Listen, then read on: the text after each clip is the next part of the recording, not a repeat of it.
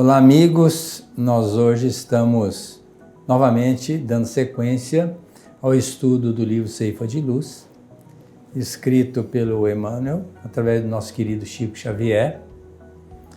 E eu e meu irmão, amigo Navarro, vamos comentar sobre aquilo que nós depreendemos da colocação de Emmanuel sobre esse estudo. E o título do estudo é Pelo Erguimento da Paz, onde Emmanuel vai se basear numa colocação de Mateus, capítulo 5, versículo 9, quando Jesus disse assim, Sermão do Monte, logicamente, bem-aventurados os pacificadores, porque eles serão chamados filhos de Deus. E Emmanuel vai dizer que tem muitas pessoas que, com a sua inteligência, contribuindo com a ciência, têm trabalhado pela paz. Mas muito mais importante são aqueles que trabalham pelo bem, buscando a paz, ou como titulares das nações, os presidentes, os responsáveis pelas diferentes nações, ou aqueles que no dia a dia, no cotidiano, fazem a sua parte para que a paz seja instituída no mundo. É evidente que se a gente almeja a paz do mundo, a gente tem que entender que a paz do mundo depende da paz das nações. Cada nação, para ter paz, é necessário que os seus estados tenham paz. Se os estados querem ter essa paz, precisam trabalhar pela paz dos municípios. E para um município ter paz, é necessário que os partícipes dos municípios tenham paz, que somos nós. Então, quando a gente fala em paz do mundo, a gente tem que falar na nossa paz. Trabalhar para que nós possamos viver em paz. O Emmanuel vai dar um recadinho, vai dar umas dicas que eu vou deixar aqui para o meu amigo e irmão Navarro fazer comentário. Olá, meus amigos, é sempre uma alegria estarmos aqui juntos.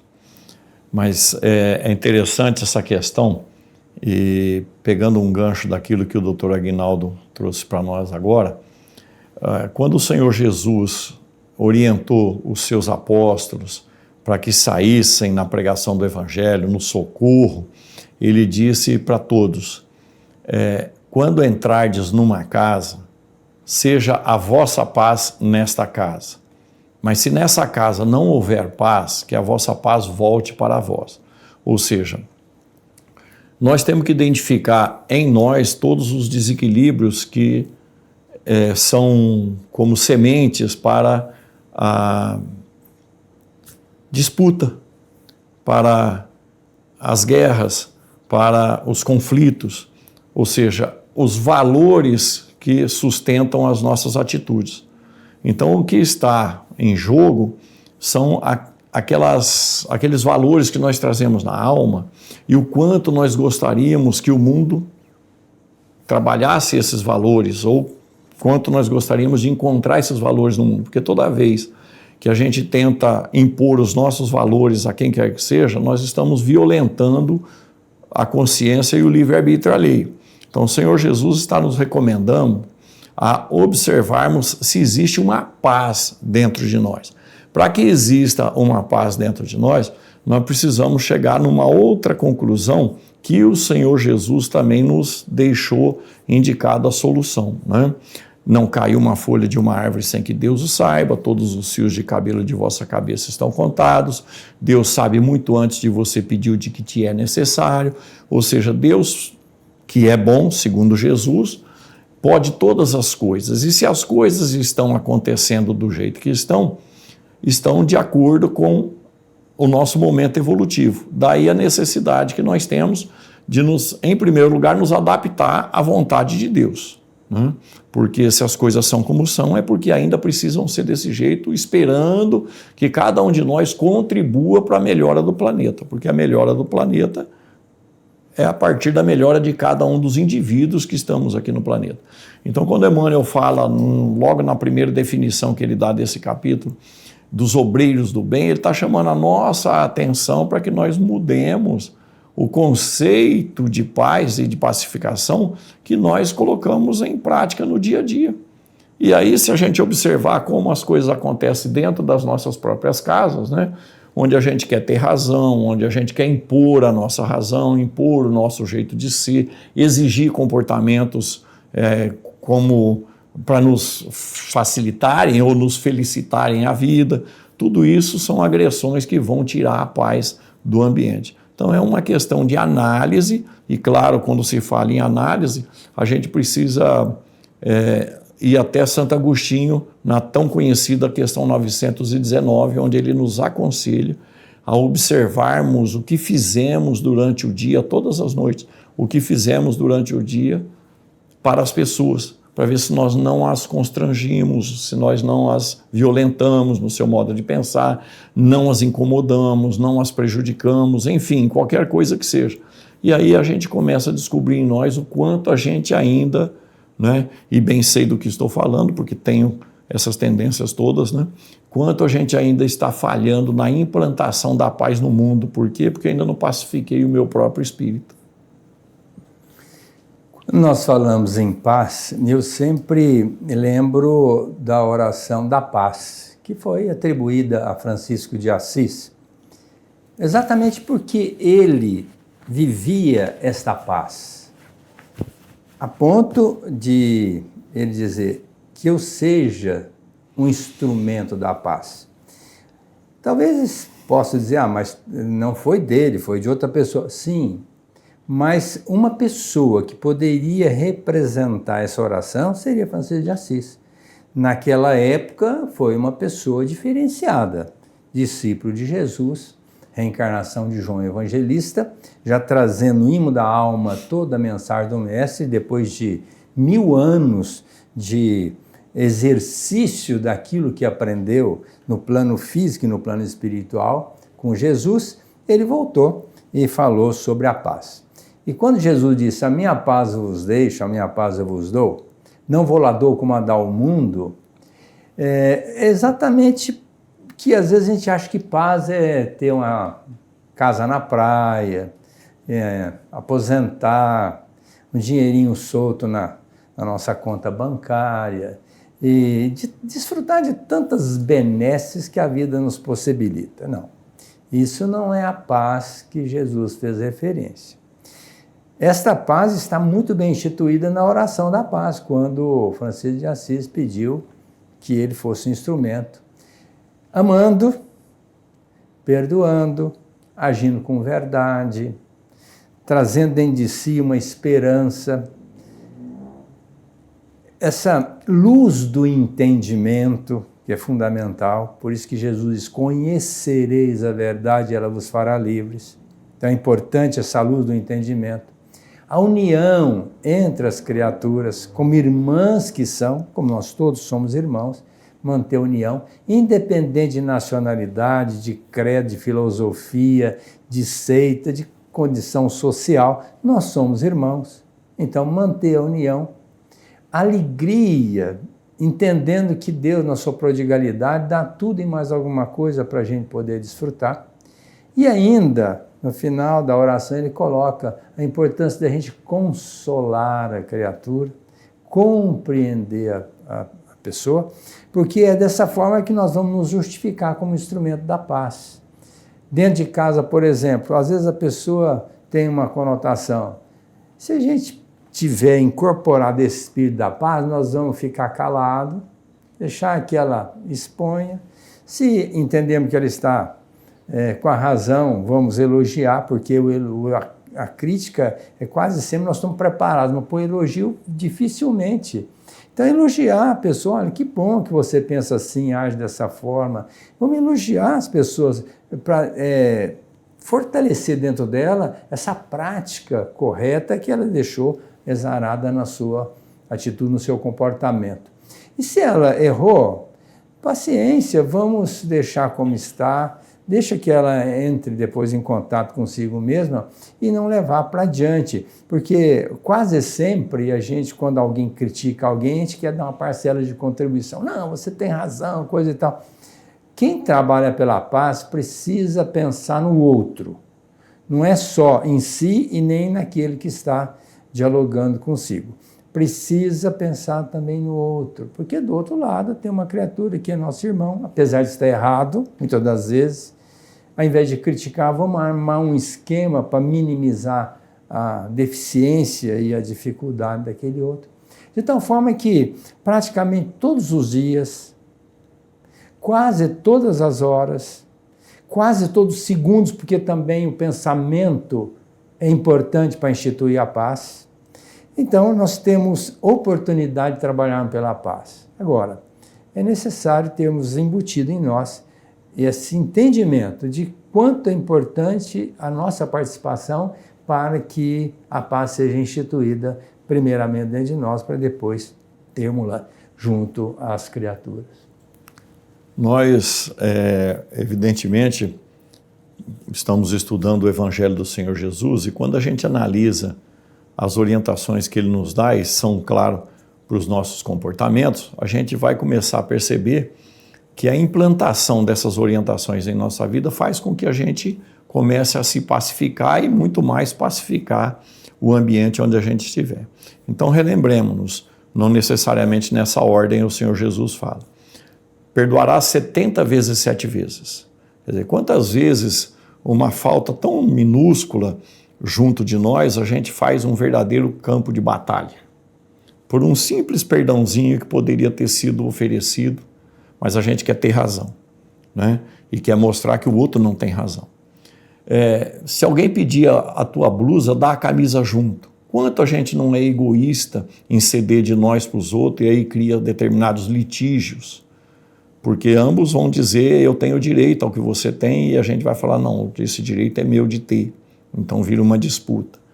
Se alguém pedir para você caminhar 1000 passos, caminhe 2000, é abnegação de si mesmo, e a gente não gosta de abrir mão. E todas as vezes que a gente não abre mão, se estabelece a confusão em torno, porque cada um de nós, em si mesmo carregando o egoísmo ainda, em função do nosso estágio evolutivo, a gente ainda luta por espaços, sejam eles físicos, sejam eles de autoridade, psicológicos, emocionais, nós estamos sempre brigando por espaços. Então, o Senhor nos aconselha a ceder, fazer além.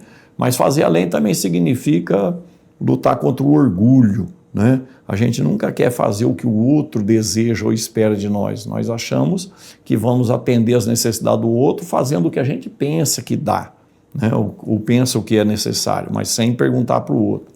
O Senhor Jesus ainda vai falar para a gente orar pelos inimigos e por aqueles que nos perseguem e caluniam, e mais, vai pedir para a gente oferecer a face esquerda. Quem de nós, no estágio que nós nos encontramos, já temos habilidade ou estamos habilitados a fazer isso? Então, são questões comportamentais pessoais para não contribuir, porque as consequências sempre serão pessoais, né? Porque, afinal de contas, segundo Jesus, a cada um vai ser dado sempre segundo as suas obras. E é por isso que ele nos aconselha a nos reconciliarmos com o adversário enquanto estamos a caminho com ele, porque senão o juiz, que é a nossa própria consciência, nos colocará novamente juntos numa outra oportunidade para a gente continuar o processo de recuperação ou de criação da paz. Então, o desafio está justamente em nós compreendermos que a mensagem do Senhor Jesus é para pacificar o nosso íntimo. Pacificando o nosso íntimo, a gente pacifica o entorno. E pacificando o entorno, a paz começa a se estabelecer no mundo. Hoje, diz a imprensa, nós temos 5 grandes conflitos entre nações no planeta nos dias de hoje. 5 grandes conflitos. Mas nós sabemos que existem muitos outros países com conflitos internos nas suas guerras internas, vamos dizer assim, as suas disputas internas. Onde tudo isso começa? No entendimento do ser humano, no entendimento de cada um de nós que, tendo poder de mando, tendo poder, uma certa autoridade estabelecida pela posição, seja ela eletiva ou não, ou tomada, ou mesmo social, e para nós outros até familiar, é que queremos que as coisas aconteçam do nosso jeito. Enquanto isso não for modificado, a paz não será colocada no mundo. E é o instrumento da paz o amor de Deus, né? E o Senhor Jesus vai ser muito claro, né? Eu vos dou a minha paz, eu vos deixo a minha paz, não como o mundo a dá.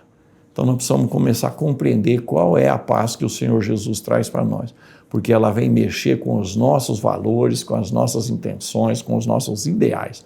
E a gente ainda não gosta muito, e mais uma vez quero falar que eu bem sei quanto isso custa, a gente não gosta de abrir mão daquilo que está sob a nossa possibilidade de comando, de tomar conta.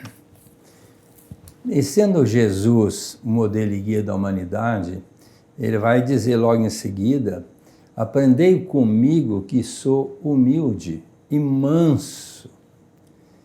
Olha, se Jesus, que era Jesus, que teria condição de levantar o dedo e destruir o planeta, ele abriu mão de tudo, a própria vida. Quem quiser me seguir, renuncia a si mesmo, pega a sua cruz e me siga. E um detalhe, esse será o nosso final. Demora o que demorar, custe o que custar. O final é nós nos transformarmos em seres angélicos.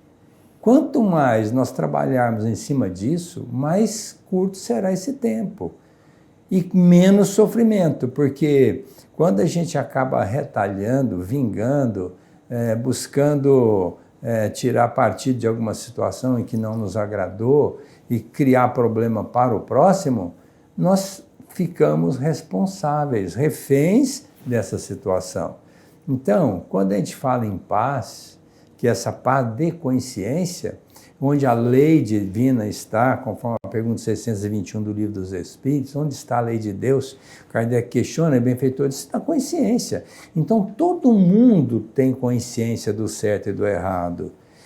E aí que faz a diferença, você vai procurar o bem e não o mal. E quando você está tentando fazer o bem e não o mal, quem que está do outro lado? É o nosso próximo. Então nós precisamos valorizar essa criatura que está ao nosso lado. Ela está sendo o nosso sparring, está sendo a criatura que nos dá o direito do exercício.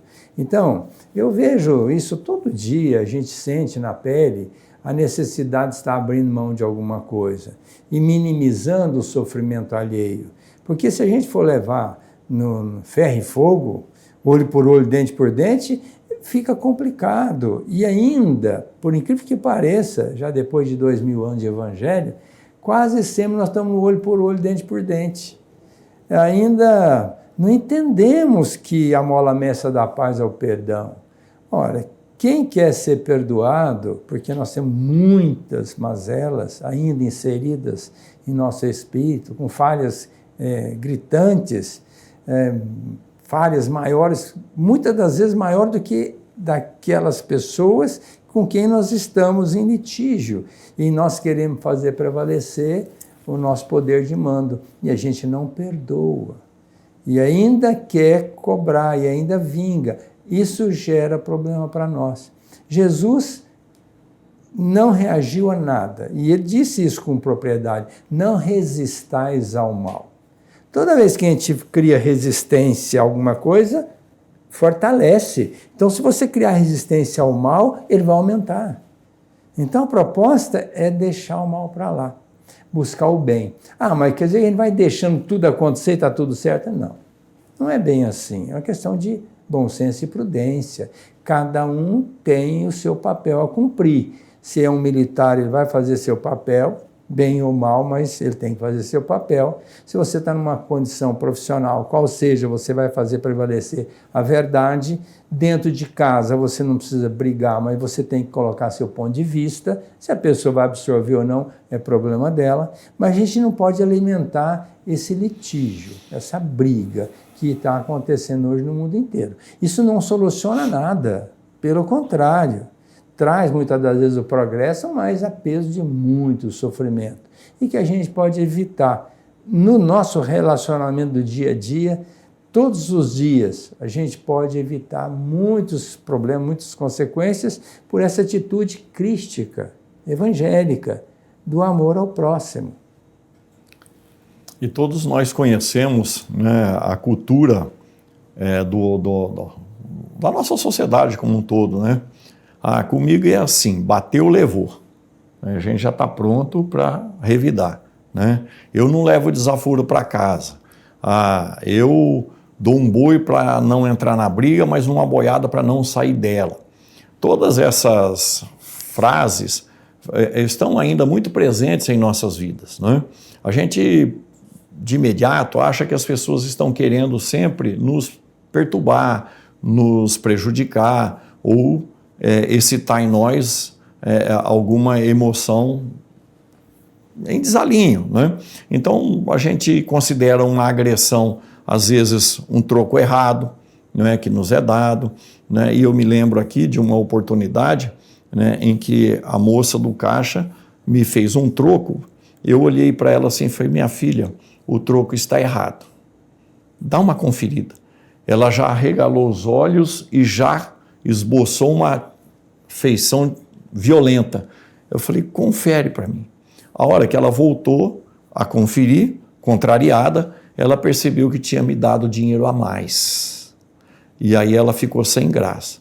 Então nós temos essa mania de primeiro achar que as pessoas querem nos agredir. E às vezes é o normal delas, é a atitude convencional delas, sem intenção, é só o jeito de falar. E nós podemos tirar isso de letra se nós... eu não entendi o que você quis dizer.